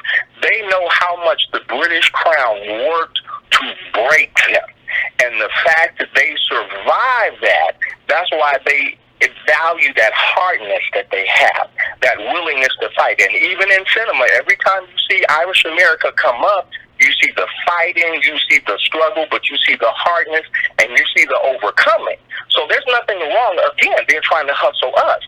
There's nothing wrong with us saying, look, we not only did we survive this, we survived it in style to the point that the littlest thing that we do, you copy. The most trifling thing that we say, you copy. So, I mean, we know who we are. We know what we contributed, and that's why at every step, they take what we've done, put their name on it, and then put it out there. Anyway, I'm so sorry for going so long, but anyway, you guys keep it up. You were kicking knowledge, no problem. I appreciate you for calling in. Yeah, in the Fighting Irish, they will kick the snot out of you. They don't play no games. And I don't think we understand that that's like we do the same stuff. Like we survive, how we survive. Do we have to do revolt, all kinds of stuff? You know, all kinds of rebellion. We do what we have to. Like we don't understand who we are. Do we not know who we are? How come we can't plant our flag and just understand, oh, this is who we are? This is what we're anchored in. This is our history. Got a problem. Anyway, let me see if I can get this back. I'm going to 510, just in case you can. 5102. So 5102. So it's not, I got two 510s. So let me see if I can get 510 in here to hear me. Can you hear me? Hey, Yvette, how you doing? I'm doing pretty good. How about you? Can you hear me? I can hear you just fine. I'm doing well. Okay, yeah. Listen, thank you for having me. I really No appreciate you, and I appreciate the work that you guys are doing. Let me say this, Yvette. You remember the Parent Plus loan debacle under the Obama administration, don't you? Remember that? I do. Yeah. Shortly after that happened, I was this is a story of how black folk the black elite were covering for Mr. Obama. I was a faculty member at HBCU shortly after that happened. The president of the HBCU came into a meeting, and this is what he said. He was trying to explain to us why our enrollment was down, this, that, the third. And he said he said all the HBCU presidents got together, and they made a pact, if you will. And they said that they were not going to come out and talk about how disgusted they were with Mr. Obama before the 2012 election, because this is what he said, because they did not want to hurt his chances of getting reelected against Mitt Romney. So they held back their disgust because, again, they were running cover for this black man who, like you've been saying, who had no agenda for us, and who had, and a lot of HBCUs right now still decimated from that damn Parent Plus loan fiasco. And so he said this, and at the end of his statement, he said, "I'm very disgusted with the Obama administration, and I voted for him." And so you have these Negroes up here in these elite positions, but again, they staked their claim to a man. They did not stake their claim to the people, the ADOS people. And it's just another example how that Mr. Obama got the cover that he needed from the black elite. And right now, that's played out. And we have to have, we're calling for an agenda. I appreciate the agenda that you have, and I appreciate all the work that you're doing. And I just want to share that with you, sister. You have a great night. No problem. I appreciate you. Okay. I appreciate you. Yeah, we abdicate like what we need in favor of this one man, right? So we need Obama to get back in there. That's all we need. Well, what do we need? Like the whole ADOS what do we need? Well, we just got to get him back in there. You can't have Romney. No, I can't have a life without an agenda. That's not politics. That's not real politics. That's playing games. I'm going now to 334. 334. What's your name? Where you calling from? What's on your mind? Hey, Yvette, this is Keith, calling for St. Louis from Alabama. So I'm gonna get back on a little bit on topic. Okay.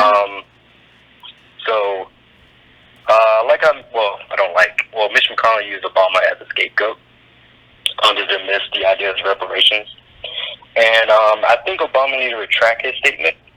So going forward, they won't be able to use that as an argument. Somebody else said that too. Somebody else called in and say Obama needs to just come out and say he made a mistake, and now he's in favor of reparations. I remember that. Yeah.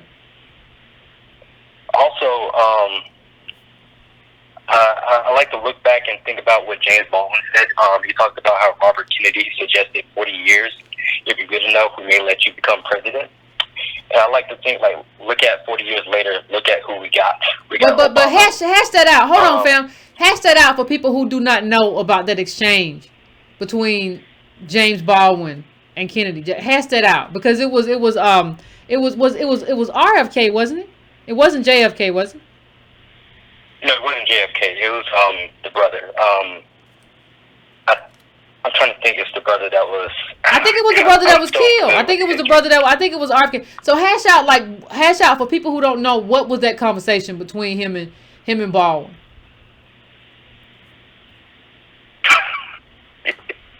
Actually, I'm pretty bad at explaining history. Well, let me. I'll do it for you. Like Kennedy was like the brother, not the president.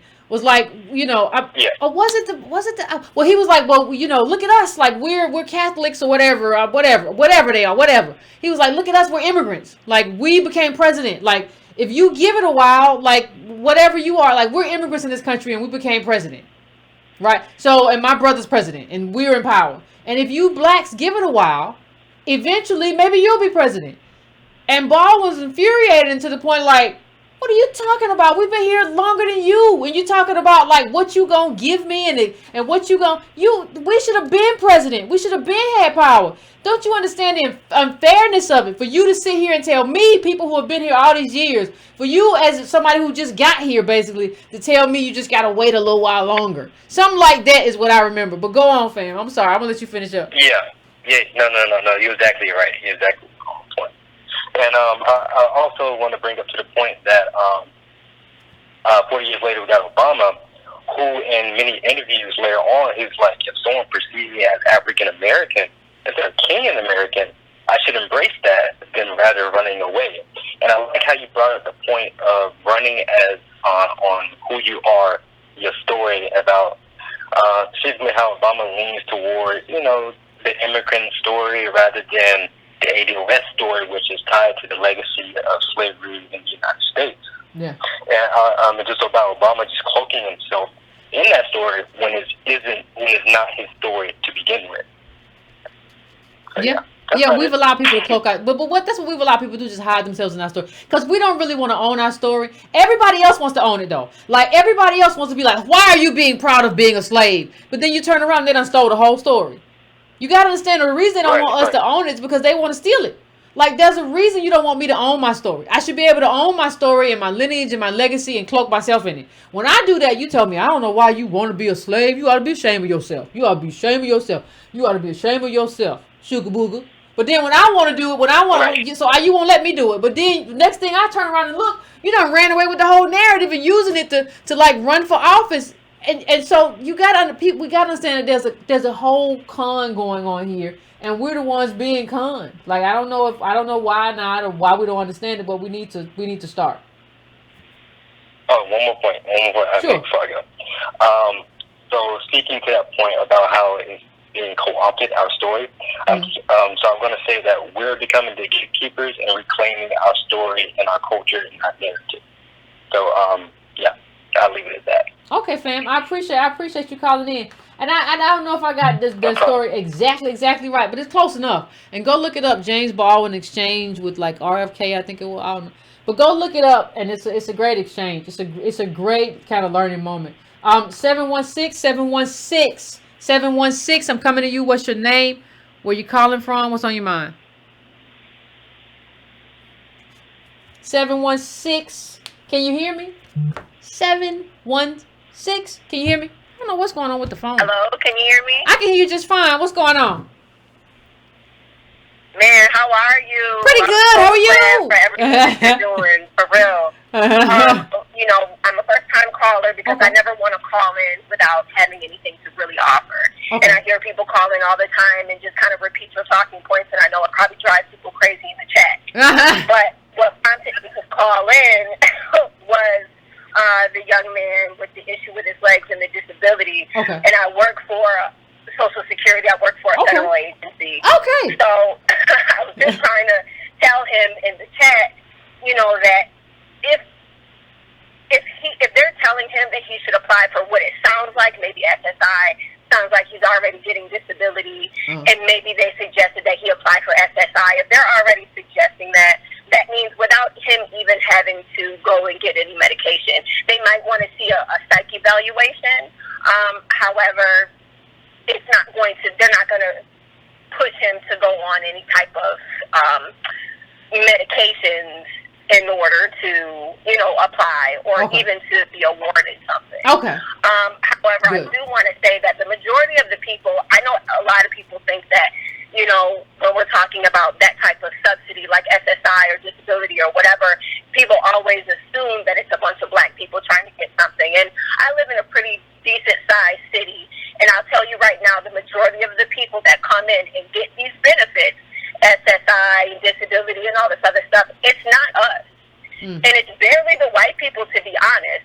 It's really all of these foreigners, these refugees, these parolees from Cuba, from Ho Chi Minh, from Singapore, from Yemen.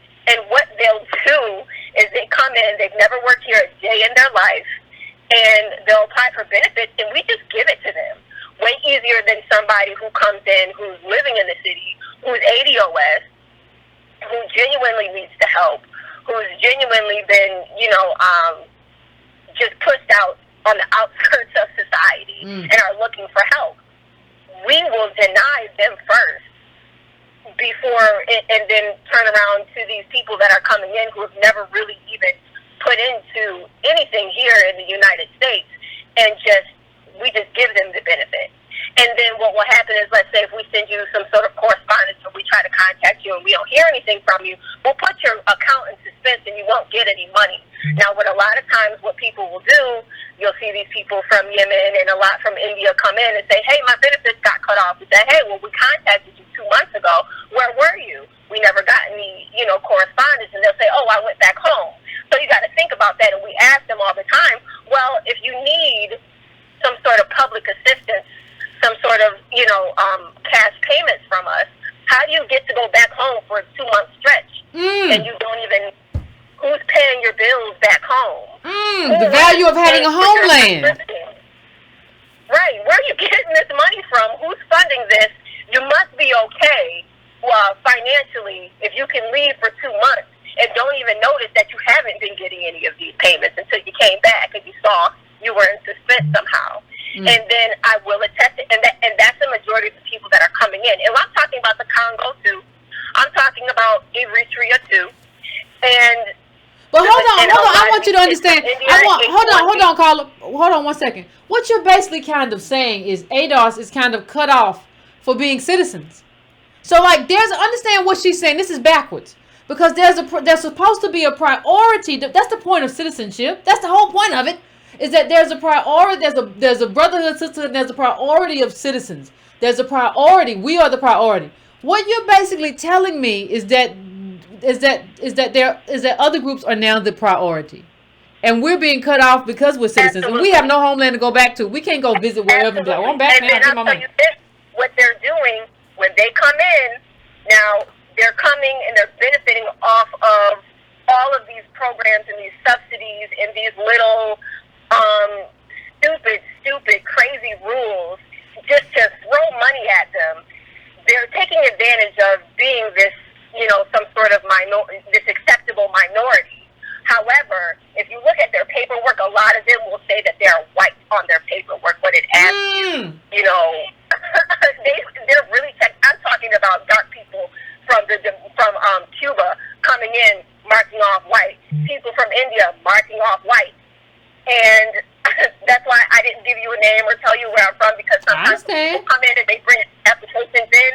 I check off that there's no response for their, if they're, black or white or whatever, because I'm not going to give you the opportunity to say that you're white and see if maybe your paperwork might just go through a little quicker because you're of, lighter complexion or you're from wherever.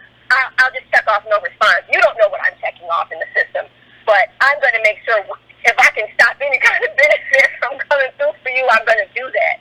But not only now, as far as the employees there, it's not just the ADOS people there, but it's also the white people there too. We kind of look at the people coming in and we're like, damn, they come here and they get all types of benefits. They're obviously fine. They come here with a group of family members. They're all coming in to get numbers and everything, and it's just kind of like, we're just giving it to them. Well, I'm gonna say this, Carla. Joe Biden's first said his number one agenda was LGBT. Kamala said her number one agenda was DACA, right? There are a lot of agendas out there, but and it's kind of like what you said, but we're not on any of them. And I don't know what anybody thinks we're doing right now in terms of how we are operating politically if we're on anybody's agenda. If you get shut out, understand that we're not even just getting shut out. It's bad enough to just get shut out as a regular American, right? That's bad enough. But understand, we get shut out as people who have been oppressed multi-generationally and built the country, and you get shut out in preference to somebody else who was like, well, I was overseas. I wasn't here. I'm back now, though. So I'll let you have the last word, though, Kyle. It's crazy to watch all these people come in and get this benefit for absolutely nothing, basically for just entering. And then, we're sitting there like, well, damn, they keep raising the age for retirement. These people are sucking up all of these fucking resources. By the time we get ready to retire, there will be nothing. Oh, no, you're going to work till you drop. Make a way for yourself. No, we're going to work till we drop. Ain't going to be no retirement. Right. I'm like, who wants to be working at, right now, full retirement age is 70. At 70, you stop acquiring GRCs or whichever it is. And so then, you might as well just go on ahead and take your retirement. But it's by the time I retire, I'm a millennial. I'm only 32. By the time I retire, I'll probably have to be, 80, 82,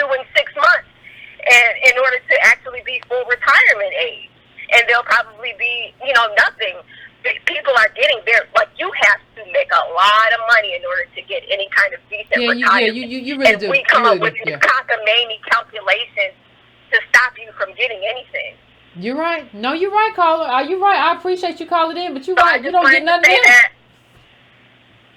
You don't get nothing now. I wanted to say thank you for all that you do. And I'm trying to get more involved on Twitter.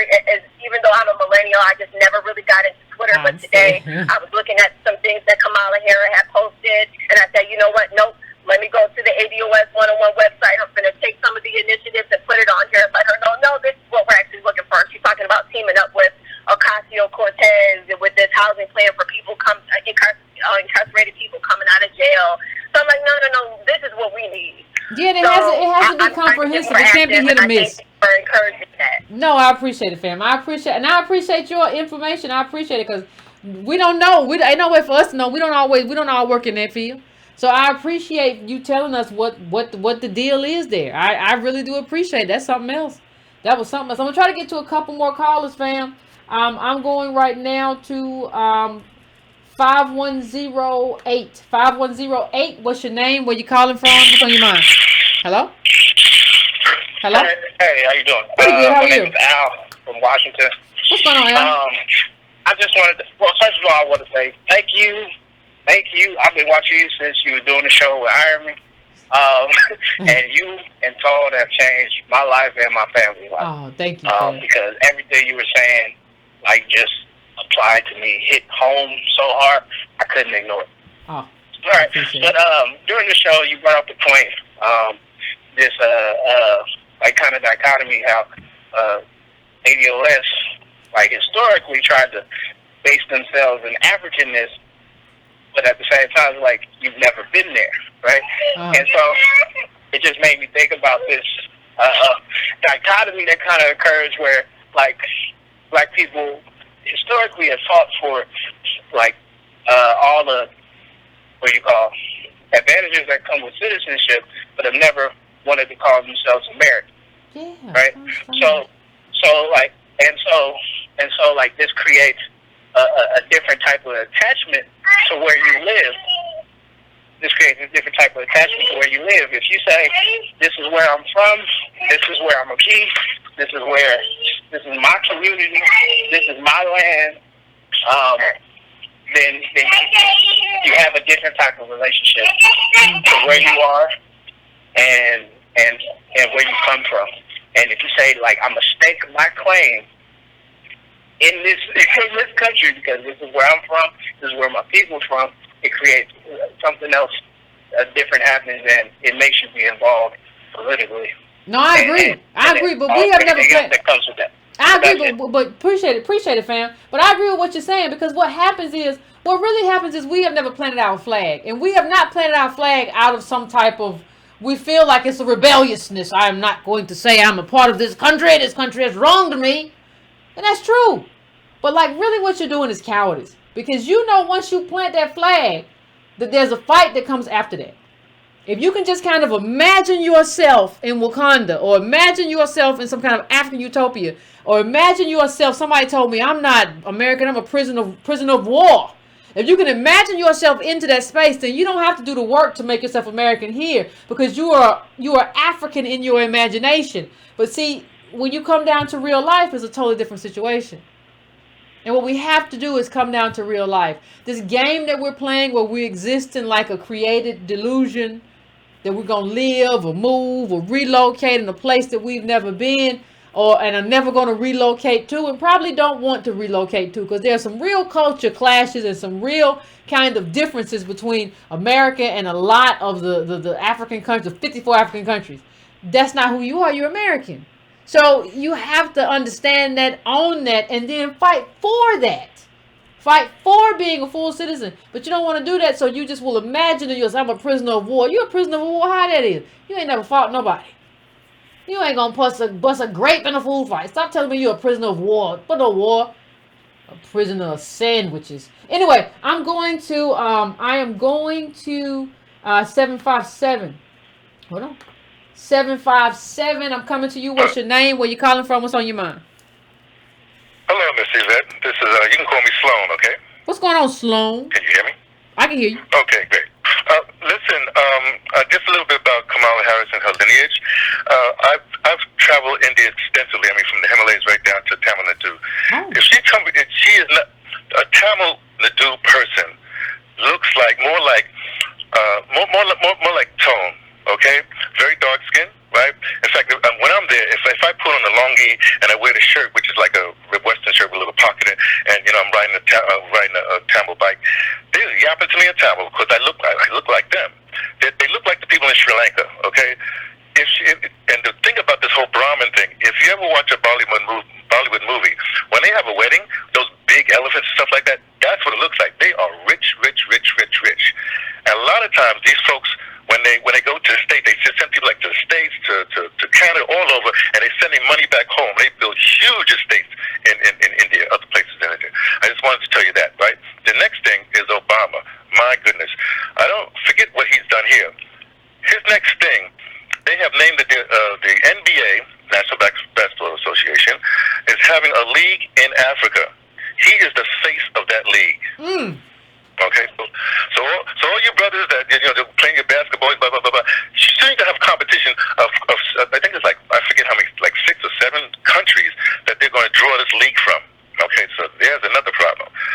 The other problem with Obama is really it's almost sickening to me. Is that every year they have a conference with over the Nelson Mandela conference. They call I forget what it's called. But the last one they had a conversation with Barack Obama on stage with Gracia Michelle. Now, Gracia Michelle is the widow of both Samora Michelle, who's the liberator of Mozambique, and then she later, after he died, then she married Nelson Mandela. So she's like double, like that. And so he's doing those kind of things in Africa. I don't know where else he is, but so he's going on. You can just forget about him. You make him just say, look, I was wrong. I don't know what I'm talking about, or just do what Trevor Noah said. Look, it's not his fight. Just stay out of it, or something like that. So I just want to give you all that. Sometimes one more tiny thing, Anchor Baby. Okay. The guy that's now the head of like getting you into South Africa, because I live in South Africa. I'm in the States now. I'll be here till November. Okay. But his mother was pregnant when she was flying to the United States, right? He's from Nigeria. No, well, his mother's from Nigeria. He has 2 older brothers in Nigeria, right? He grew up first in California for about 13 years old. Then he went to Queens. So I asked him. I said, "Oh, Queens, and you was with the brothers?" He said, "No, I stayed away from those guys." Blah blah blah blah blah blah. So anyway, he's now the guy, the ambassador, whatever you call it, the whatever it is, the council for all the stuff, or for all of people coming from the United States to South Africa. So you have to go through his office. He's the one that sets policy and all of that sort of stuff.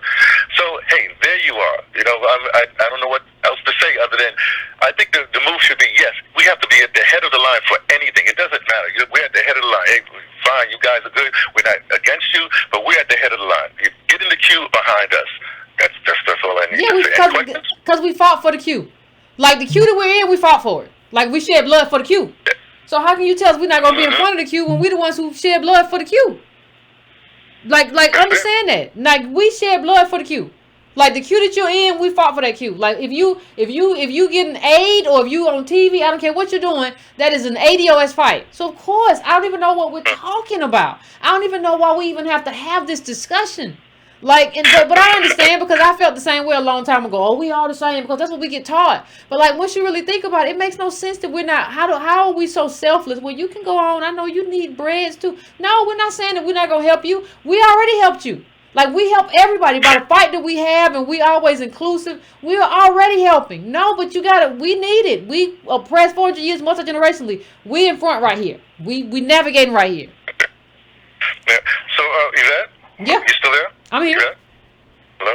Yeah. One more thing. I've been following. Actually, I followed Army first because of the academic stuff, and then I followed you. But you both got together. Oh, that's kind of interesting. And then did your Liberation Now. But here's the thing: when I came to the States, came on July 4th.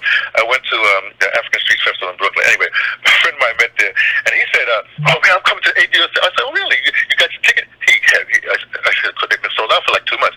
He was crestfallen. Let me tell you.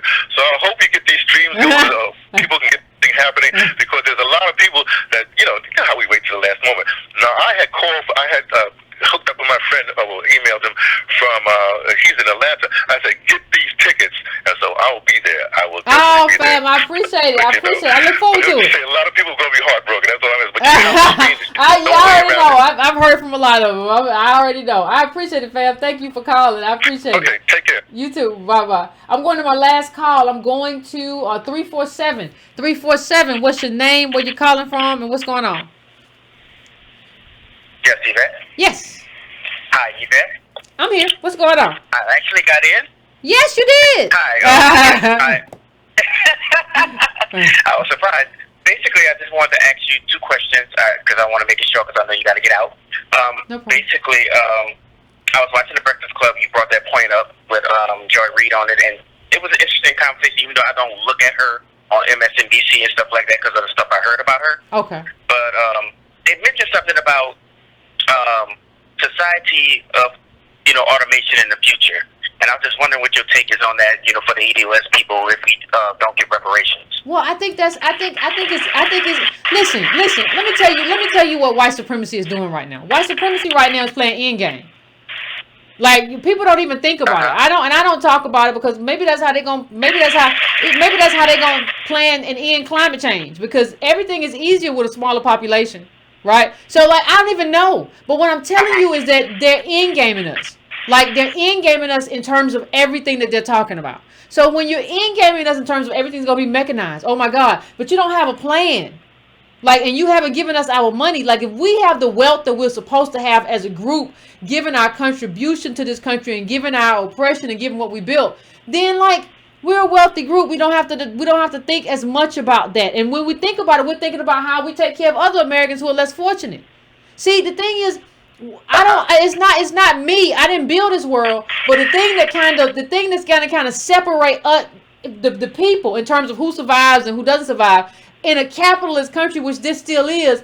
I know you left this to say, I'm waiting for the revolution. Whenever y'all bring it, I ain't seen the revolution yet, but this is a capitalist country. Money is going to dictate, like, your mobility, your ability to, like, survive a very chaotic time, your ability to survive mechanization. Even if you get mechanized out of your job and you want to go do a different job, well, you have to have time to do that. You have to have a space to do that. You can't get evicted while you're trying to do something else. So I don't see America putting down a landing mat for people right now in terms of, like, what's going to happen if you don't have a job anymore. And then the thing is, people talk about, and I'm not saying I'm opposed a universal basic income or whatever. That's universal. It still doesn't pay the debt that we're owed, and you end up just getting enough barely to eat. That's where we are now, though.